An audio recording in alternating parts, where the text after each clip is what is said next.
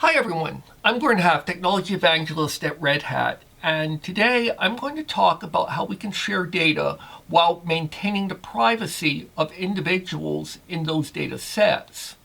Now, on the surface, this might seem like a pretty simple problem. You just strip off obvious identifiers, things like names, addresses, social security numbers, or other public identifiers or semi-public identifiers that might be traced to an individual. Again, it seems straightforward, but let me tell you a story from the 1990s. In the mid-1990s, the Massachusetts Group Insurance Commission decided that they were going to release anonymized hospital records of state employees for medical research. Now, this might seem like a pretty good idea. Massachusetts was and is one of the centers for both hospitals and for medical research of various types. In fact, one of the early COVID-19 vaccines was developed by a company called Moderna, which is in Kendall Square on the east edge of the MIT campus in Cambridge. So what this group did was they released hospital records for state employees.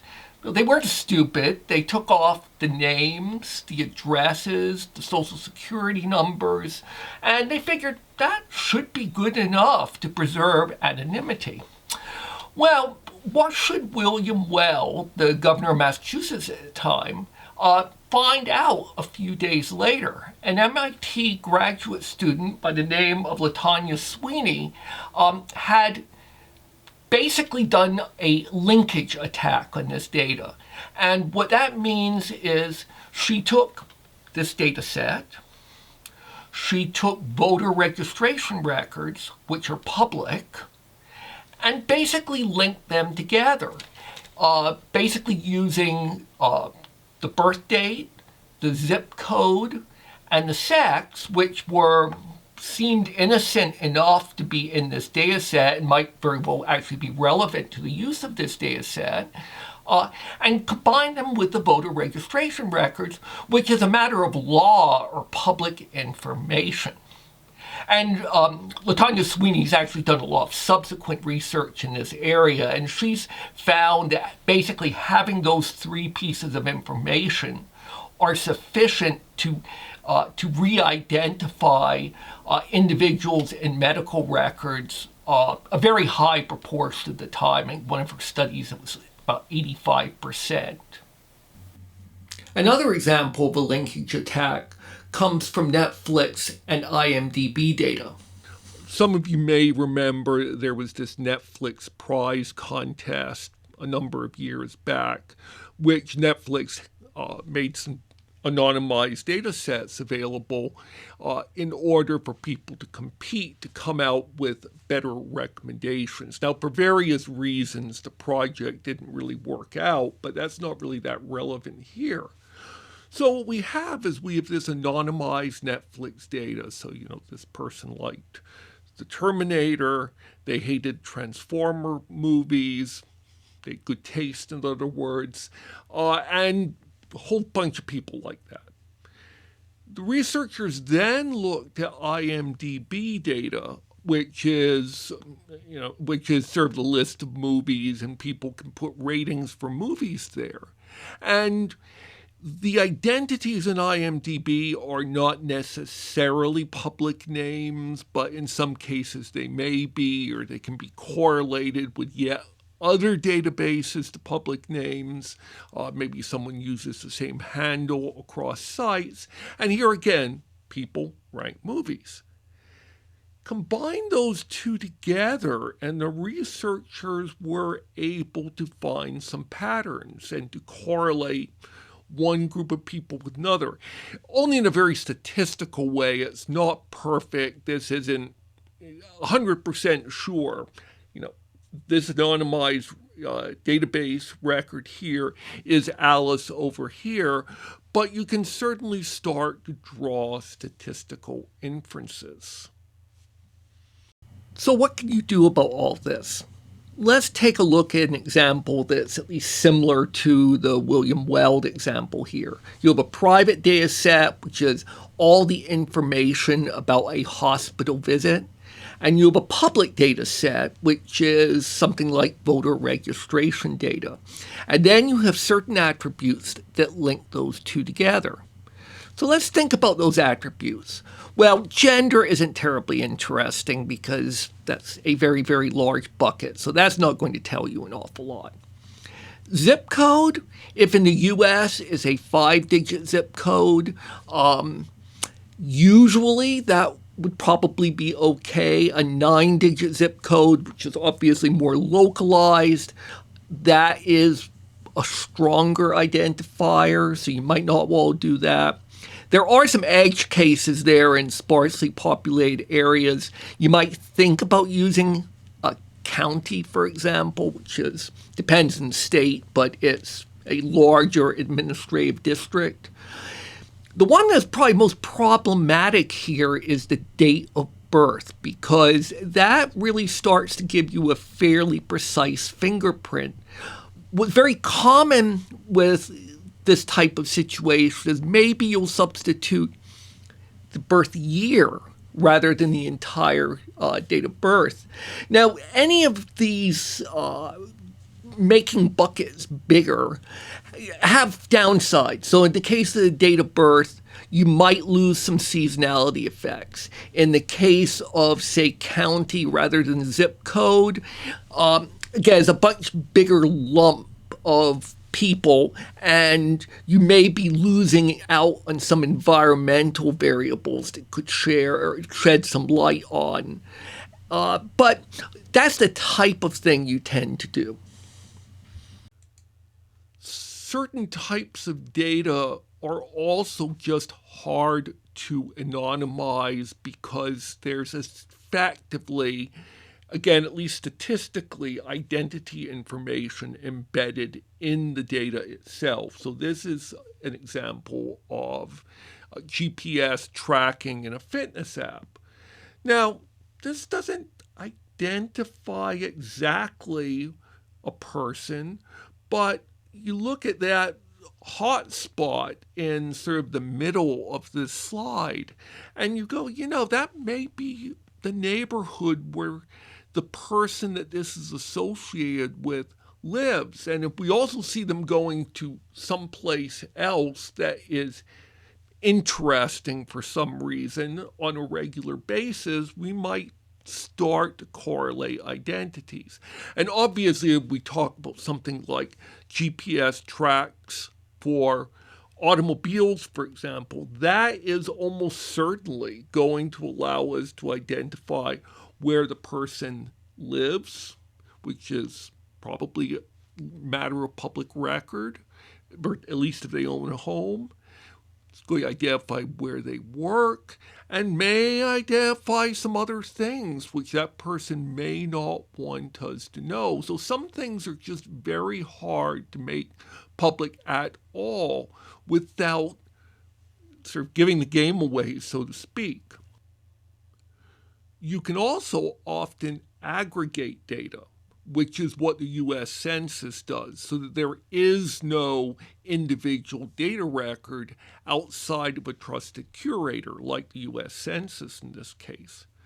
But aggregation is not a silver bullet either, as the U.S. Census recognized fairly early on.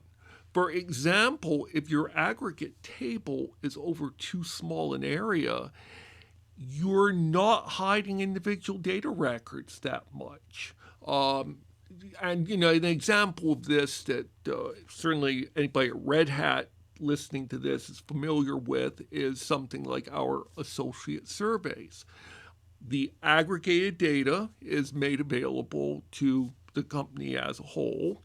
And data is also shared with managers, so their particular group. But is only done so if the manager has a certain number of reports. And it's easy to see why that's the case. In the extreme case, if a manager only has one direct report, well, then that data isn't going to be anonymous at all. But even if a manager has a few people reporting to them, they may still be able to make some inferences and guesses based on the responses and what they know of the individuals in question. And the US Census is in the same boat here. And they've done a number of things over the years in order to protect individual data records. However, it's always been in sort of an ad hoc way. And in fact, if you read through some of the history of this, and US Census actually has a lot of good information in their site, if you're interested in this kind of thing, you'll see this sort of pattern of, oh, we tried this in 1970 and it had this problem, so we tried this in 1990. And then the most interesting thing is formal privacy, which they did in this last census, and that's what I'm going to spend the rest of this session on. The requirements for what somebody like the Census Bureau is looking for are basically fourfold. First of all, you want formal models. So you don't want to be ad hoc, sort of squinting at some technique and going, yeah, that ought to be good enough, like the Massachusetts Group Insurance Commission did, essentially, in the 1990s. Secondly, you want to be resistant to linkage attacks, such as we've been talking about. That's not the only way that you can de-anonymize data, but it's certainly a very powerful way. At the same time, they also want a technique that isn't just about linkage data, but could also be resistant to techniques that we haven't really thought of yet. And then finally, this has to be in the context of an increasing number of external data sets that can be linked in various types of ways, and therefore make it easier to de-anonymize. In this case, formal privacy refers to differential privacy, which is a relatively recent technique, usually dated to 2006, with this paper by Cynthia Dwork and others, although this was based on some earlier research that was in the same general vein. And essentially what differential privacy is it's a mechanism where there's a certain amount of noise inserted into the data set so that if you take one person out, the noise is calibrated in such a way that you don't know if that individual is in the data or not. And the other way to think about it is that there is a certain privacy budget. And what's really different about this is that with the requirements I just mentioned, that this is a formal technique. Now, it's not perfect. I'll get into some of the limitations, but it is formal. It's not this sort of ad hoc, oh, let's try this, and it seems like this ought to be good enough to protect privacy. So we have here three people, three data providers who have personally identifiable information that they are willing to have aggregated. They send this data to trustworthy Alice. So Alice in this scenario is a trusted curator who is trusted not to ship their entire database off to somebody else. Now there are other technologies such as multi-party computation that aim to get around this need for a trusted curator, but I'm not going to go into those today. Now, we have Shifty Bob over here, and we don't really trust Shifty Bob. We worry that he may try to get access to personally identifiable information from one of the data providers. And Shifty Bob asks a question of Alice. Tell me about something. Trustworthy Alice needs to respond. Now, trustworthy Alice could just send a raw answer to Shifty Bob. However, as we've seen, there are various problems with just shipping a raw answer off to somebody who's sending a query to the database. So with differential privacy, what happens is there's noise inserted. And this is a level of noise, this privacy budget that I mentioned earlier, that is mathematically calculated to obscure any individual's records in that database. So rather than getting a raw answer, Bob gets a private answer, or an answer that has been privatized in some way, shape, or form, so that Shifty Bob can't ferret out any information out of that answer that he is not supposed to be getting. And as I mentioned earlier, there's effectively been a person removed from that database, or the equivalent of a person removed from that database. So Shifty Bob has no way of knowing if one individual is in that database or not. So that's differential privacy at a very high level. There are some limitations to differential privacy. First of all, there's the base rate. So you know somebody is in a particular database, or you just know certain public characteristics about them that may tell you, for example, their actuarial likelihood to get a particular disease. And the fact that you have differential privacy that's sort of hiding maybe their specific medical records doesn't get away from you knowing certain things about them. There's also that noise that's being inserted, and this was actually a concern among a number of researchers when the U.S. Census Bureau announced that they would be doing this, that you were making the data worse at some level. There has been subsequent research in this area, and I think the general consensus, it's fair to say, is that this isn't really a problem if it's done right. Probably the most serious limitation is this issue of repeated queries. Now, if you use differential privacy for published tables, there's really only one query there, if you would. You've put the table together and you can run all these statistical tests. But if someone can ask questions over and over again of a particular database, they can use up that privacy budget that you've inserted there. And there's various ways around this. So, for instance, the queries can be against maybe a randomized subset of the overall data. And once the privacy budget has been used up, you recreate a different randomized subset. So there are ways around this, but in a world where you're querying data, there are some limitations to know about.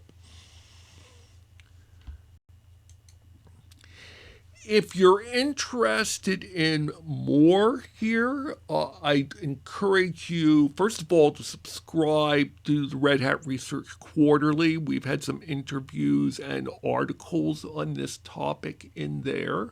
You're watching this at DevConf.cz virtually. Check out our virtual Red Hat Research booth, and there will be folks there who will be happy to talk to you. Also check out the Boston University Red Hat Collaboratory, where some of this work has been done. If you all get your hands dirty, one place you can do so is at OpenMind, and they do have a Python library which works with differential privacy and also some other privacy-preserving techniques. And just check up.